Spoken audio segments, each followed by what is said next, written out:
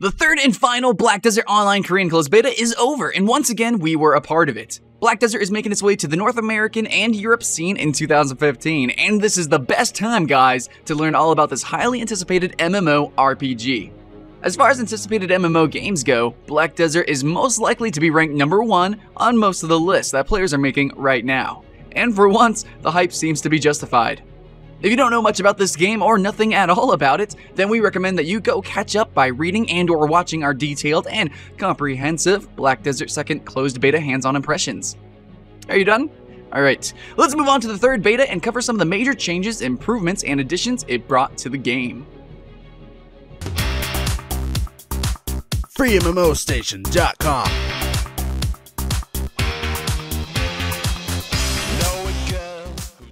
First off, Perlibus added channels to the servers. The idea being that these help when things get a bit crowded, avoiding queues, for example.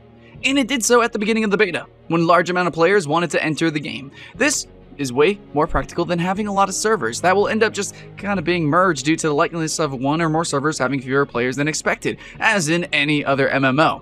A few days later, the server load was a bit lower and the 4 starting channels were reduced to a single one. You can play with the same characters in any channel without restrictions, something that you can't do when you have different servers. But you can't change channels without logging out, so there's no channel change abuse. This is a good choice, since it allows the developers to have a better control of the player base by adding and removing channels to a server. So there were quite a few visual improvements to the game, with the most noticeable one being the detailed characters. The character creation system is the point where you're going to be able to notice the improvements in the most, in case you've been part of the second beta. For what we could tell though, there were some upgrades to skin textures and hair shader, which also allow for more diverse and detailed characters. We also spotted some changes to the inner clothing and a few additions such as new and beautiful armors. Now, the sorceress can wear a very revealing side boob armor, of course. The creation system is likely the most advanced in any MMO game so far, and if you don't believe us, please just check out how someone actually made the perfect Geralt from the Witcher series. However, we weren't treated to any of the new classes yet, so we're still not completely sure how it's going to turn out in the end. We know the Giant, Sorceress, Female Ranger, and Warrior look and play, but we still have no idea about the other ones that's been rumored so far. Tamer, Valkyrie, Wizard, Blader, Archer. You know, we have no idea about those guys. We do know that you can customize your character even further with the dye system. The dye system allows you to change the colors of the clothing and armor, but it has to be bought from an NPC before using. You can buy different types of dye that give you distinct tones, but don't expect to get something too flashy, because luckily Perlibus decided to limit the tones you can get. Since this is a feature that allows you to just be a little bit different from other players, there's the high possibility of seeing it as a cash shop item, but nothing is quite certain yet. The high level of detail is extensible to the character look in the game world. After some battles, you'll see just how your armor is deteriorating and your character can become all bloody and dirty. It's a really cool touch that adds some credibility to the frantic battles. You can repair your equipment by going to the blacksmith NPC. In such a dangerous and crazy world, it's dangerous to go alone, guys. So here, take this. In the third closed beta, we were introduced to the pet system, and we managed to try the first pet, which is the easiest one that the players are going to be able to get, the kitty cat, which is free to get by completing a quest. There are more pets available in shops spread across the game world, and they will certainly offer fiercer companions than cats. There doesn't seem to be much to the cat for now besides following the player around and doing some idle animations. We're pretty sure the cat will be a mean, lean killing machine in the final version. Either that, or he'll spend most of his time just kind of purring and looking cute and licking his paws. The knowledge system is a big innovation in this game and something that helps bring the world to life, making the player feel like he's exploring a place where real rules apply. One of the most important subjects is the monster health bar unlock. What this means is that the first few times you kill a monster, you won't actually see its health bar depleting. You'll only see it changing color. The color change is something that didn't happen in a second closed beta, so now this is far less confusing to the players that are just now beginning. This is a representation of how your character is calculating the average health that the enemies possess, and when that is completed, the health bar will deplete as it usually does in other games. There were improvements to the knowledge system notifications. Previously, we only added text messages, and now we also have some icons and reminders in the UI to know what we learned. The knowledge system also works with things such as NPCs, locations, objects, and etc, and more.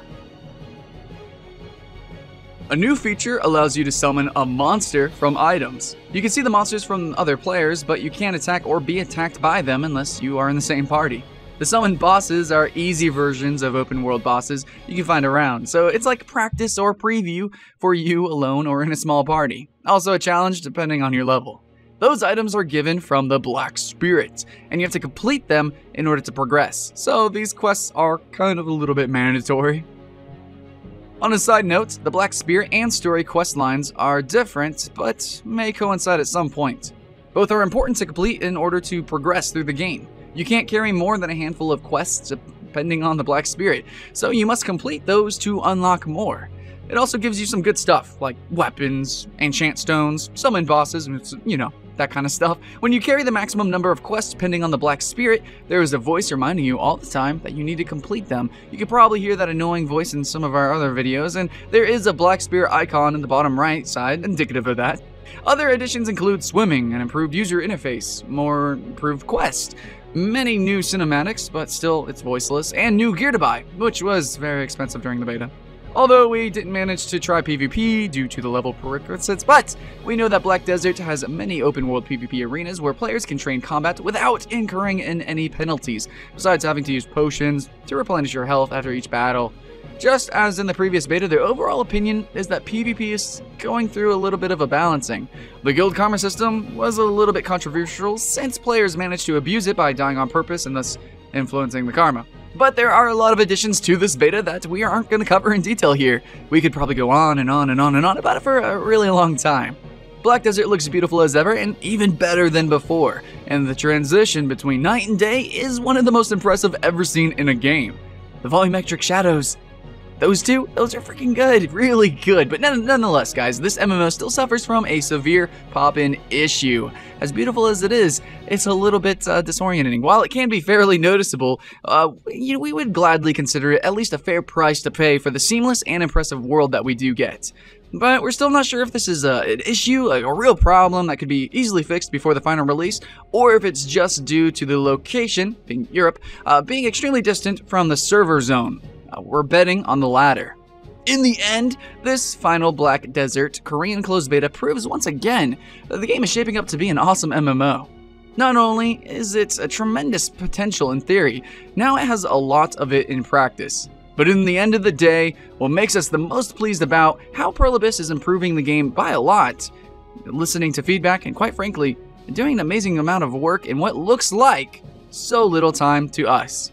The Korean Open Beta is just around the corner, and we're extremely curious to see what new additions it will bring. But we're even more hyped at the prospect of Black Desert's North American and European Beta beginning early 2015. So all in all, we're confident that 2015 will be Black Desert year, which is a great thing. MMORPGs as a whole genre, it really needs a heavy hitter to shake up the stagnation that's kind of been plaguing it for many years. While we know this game might not be perfect, honestly, it could damn well be the next best thing.